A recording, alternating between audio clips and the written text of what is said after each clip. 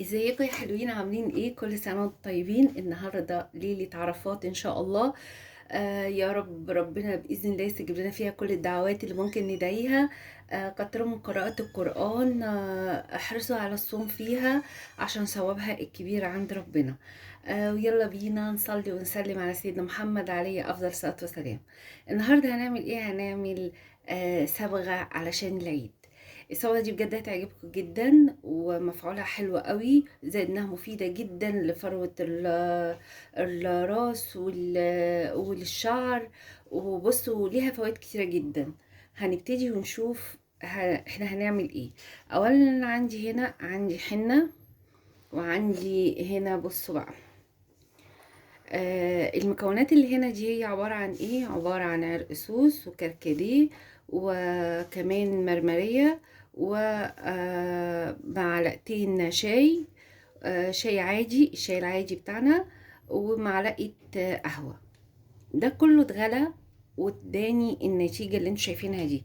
اللون دوت لون احمر، بصوا في بني كده. يعني ما هواش الاحمر اللي يديكي احمر زاهي، لا. هو انت بقى ايه معاكي اللونين، يعني عارفين زي اللون الاحمر المكتوم او البني المكتوم.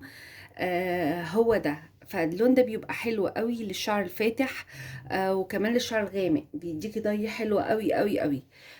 هنحط احنا غلينا دوت وسيبناه لحد ما يبرد، وبعد كده رحنا صفيناه فادانا الكميه اللي معانا دي.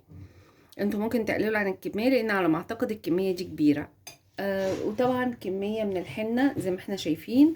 وهنحط معلقه خل، معلقة واحدة علشان فروة الراس بتاعتنا ما تاكلناش واحنا ايه، او تحرقنا واحنا بنسيبه، لان هنسيبها على شعرنا لمدة ساعتين. بعد كده هاخد الخليط اللي انا عملته وهدلق منه حبة.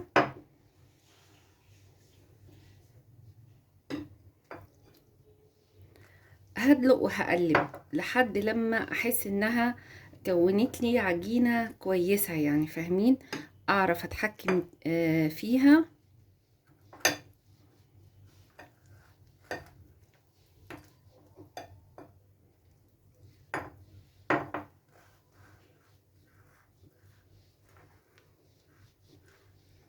طبعا احنا بنحضر بونيه اللي هو البلاستيك، او يا جماعة عارفين، لو ما عندناش بونيهات بلاستيك احنا ممكن ان نحضر اي كيس نضيف بلاستيك عندك هيقضي برضو الغرض، بحيث ان انتي تروحي مغطية بيه شعرك. ومن هنا غريبة خدت كل الكمية اللي معايا، انا توقعت ان هيفضل. هتغطي بيه شعرك علشان طبعا ايه، تخلي شعرك يشرب من كل الخلطة ديت كويس، فلازم يتغطى الشعر. يتغطى بايه؟ ببونيه البلاستيك، وده بيتباع في الصيدلية. او لو انتي ما عندكيش وطبعا مش عايزة بقى تنزلي او الكلام دوت، تجيبي كيس بلاستيك وتروحي رابطه بيه شعرك، بتلبسيه بس طبعا يكون نضيف، او انت او مش نضيف اغسليه. وبعد كده تروحي ملفه بيه شعرك وربطاه، وبس كده، وسيبي شعرك لمده ساعتين بالظبط كده. في الخلطة دي هتلاقي الشعر اولا اتغذى جامد قوي من الحاجات المكونات اللي عندي، المرمرية والعرقسوس والكركديه والشاي والخل. بصوا الحنة دي ميزتها ايه؟ انها بتقضي على الفطريات اللي موجودة في الشعر، زائد انها طبعا هي صحية ومفيدة جدا. آه زائد المكونات التانية اللي عندي برضو مفيدة جدا، والقهوة طبعا يا جماعة مفيدة جدا للشعر.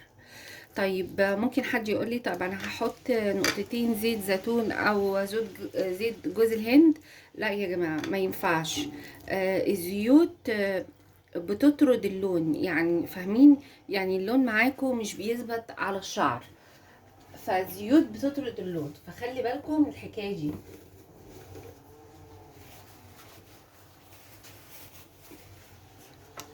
يبقى خلي بالكم الحكايه دي، الزيوت بتطرد اللون، فما نحاولش نحط اي نوع من الزيوت على الحنه. لانها مش هتديكي اللون الكويس. لكن بعد الحنة ممكن لو انت عايزة تعملي حمام زيت، عايزة تعملي اي حاجة باي نوع زيت اعملي عادي.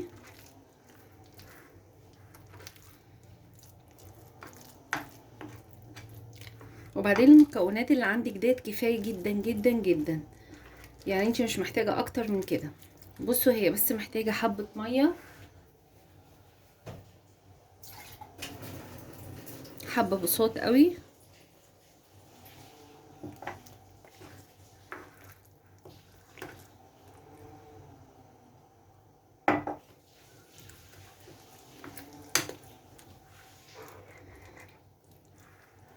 انتوا ممكن تعملوها النهارده او حتى بكره، بس بجد هتديكوا نتيجه حلوه قوي، وبجد ولا هتحتاجوا ولا لصبغات ولا لاي حاجه.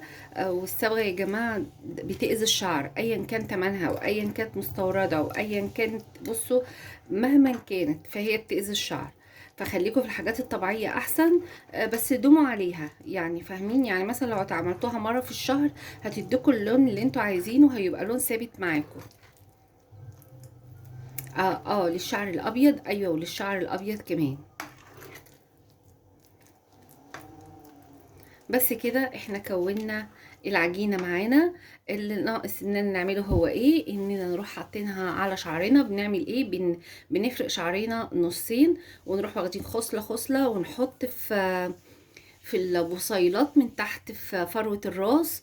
وبعد ما نخلص فروة الراس خالص، بعد كده بنروح حاطين في بقية الشعر، وبعد كده بنغطيه بالبونيه البلاستيك او الكيس البلاستيك لمدة ساعتين، وبعد كده بتشطفي شعرك وان شاء الله يديك اللون اللي انت عايزاه.